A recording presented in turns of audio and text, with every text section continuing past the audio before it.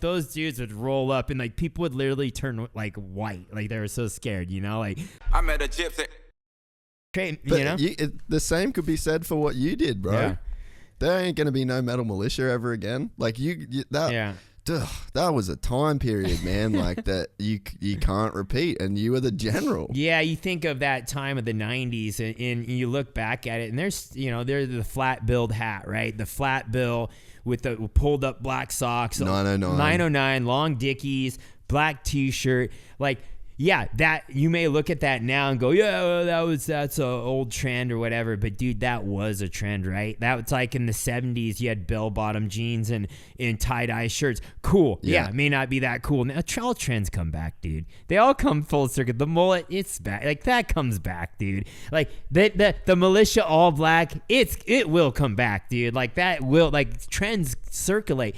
I'm just happy we created a movement. Like we didn't create a small movement. We created in Tilly's, in Zoomies, in Macy's, in Dillard's. Like, we created a worldwide movement. And, yeah, Travis was a good guy. That's cool. He had his own thing. We had the metal militia. It's Dogtown and Z-Boys. You know, it's a documentary that one day will be told. And it was such a gnarly lifestyle. And it was real, dude. Like, you know, yeah, we turned it up a little more on TV. But, like, the parties, the fights, the crazy thrashing, blowing stuff up, that stuff really happened. Going to Australia, doing tours, the riots happening, dude, cop cars, Australia, like cop cars getting lit on fire, like Western Australia, Perth was like the gnarliest event to ever happen to this day. We went out and built some jumps, started doing freestyle motocross, Crusty Demons of Dirt for a show in Australia, and thousands of people show up to a field, like thousands of people, and we told them to riot. We're like, yeah, let's party, let's riot, and so they start tearing the place up. They light cop cars on fire, and they had to escort us out in these police cars because the crowd was going so crazy. They just wanted to grab us, and like it was like rock star crazy stuff going down. But it got scary because we're like, dude, this is getting gnarly, and everything was getting lit on fire. Well, did you know that it was like a lot of bikies? Yeah, so that's one thing we didn't know till we got to Australia, and then we became pretty close with a lot of those dudes,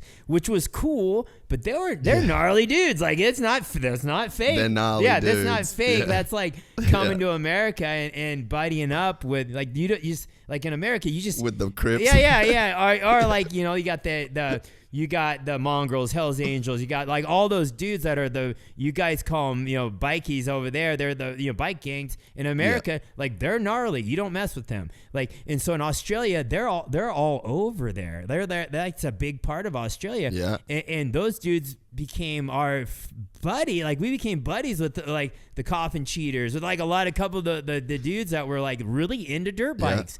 And so what did that do? Oh, whoa. All of a sudden we could really do whatever we wanted at that point, right? You're like, okay. And that's when things really got gnarly. Like, I don't know, like stuff you can't even really talk about. Dude. Like, but like that opened the door. Like that was like, okay, now we have the keys to anything we want to do. And so then Australia was such a old West vibe. Like Australia felt like America 100 years ago when we were over there. Like you could just practically do whatever you want, get away with anything. You're like, oh, let's blow this up, let's burn this, let's jump that, let's destroy this car, let's do that, and it was all okay. Like it was all right.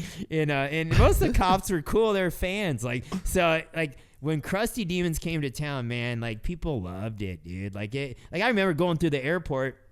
In airport security even there, like, because we go through security and most stuff they wouldn't let you get through security, but they were like cool. They were like, yeah, they didn't care because they were the Crusty Demons. Like they were that pumped. Like it was pretty sick, dude. Like it was good times.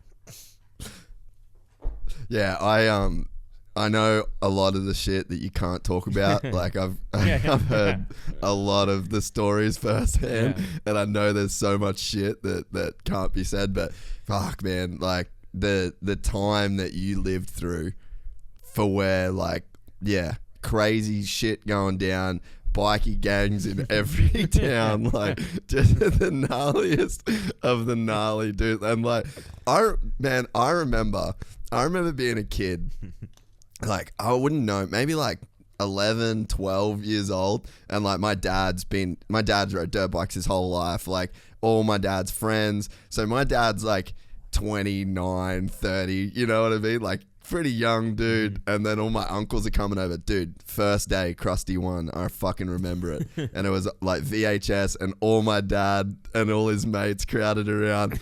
And then we're putting it on. And it became like, dude, every year, Crusty 1, Crusty 2. It became like a thing. And the thing that I think made it so big in Australia is that we didn't have anything else. Like there wasn't, America's so spoiled for things. And if you got Monster Jam, you got Supercross, you got all this stuff. Australia, nothing. All we had was these VHS tapes with a cardboard sleeve. And like, dude, it just inspired like the craziest movement over here. And then when you guys invested in coming to Australia to just fuck shit up, like dude, Australia just went crazy for it. Do you remember at the end of each show, we would like destroy the bikes? Like we would ghost ride them, we'd blow them up, run them into the wall. Like we were destroying brand new Hondas. Like it was like, and then I just remember dude, like we would say on the mic at the end of the night, all right, everyone, let's storm the ramps, let's come down, let's just cause a riot, and the whole place would go crazy. And finally the promoter's like, dude, you cannot do that anymore. You cannot stop doing that. You're destroying the whole facility. And like that's what would happen most of the shows, dude. And you don't see that. Like Nitro Circus isn't saying storm the arena, let's destroy this place. Like I don't think that's happening nowadays. No, not at all. Nah, dude, definitely not. But man, I remember, and like, yeah, it's that the Perth thing still comes up a bunch. Like, I always hear people talk that were there, and like, that was like, holy fuck, bro. It was like legit. It was on the front page of the news. Yeah. It was on the front page of every newspaper the next day. Like, cop cars on fire. Like, and we would just sit there laughing, dude. Like, we were like Australia, that Western Australia, that first show. Like that was like I guess you could compare to Woodstock. Like it was a event that will never be like forgotten. It was so crazy. It must be so gnarly to be in the position where you fly in and you've got like, the coffin cheaters or the commentators or whatever, and they're like, boys, no one can touch you.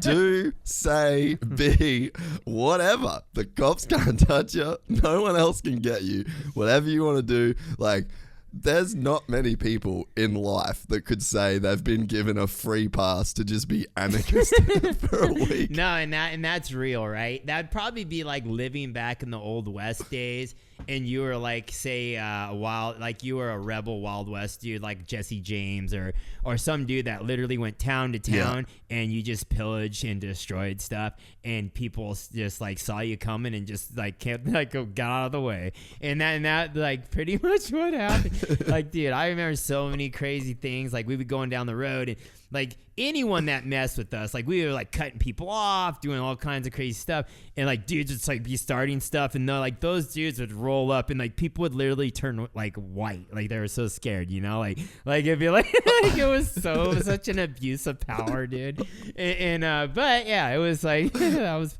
one of those things. I guess we didn't. You go back home and you're just like, man, would that really all just happen? It was like, I just remember those. Yeah. Was it weird to go back to being a normal person? Yeah. Oh, dude, for sure. We come back, fly back I remember we fly back on those long flights, and you get back home, you're like, okay, now we're back to reality. Like, we have to like act civilized back home. We can't get away with this stuff. So yeah, it was a big culture shock for sure. If you enjoyed this content, please like and subscribe. And to listen to the full 3-hour podcast, search Gypsy Tales in your favorite podcast platform or click the link in the description below. Gypsy Gang.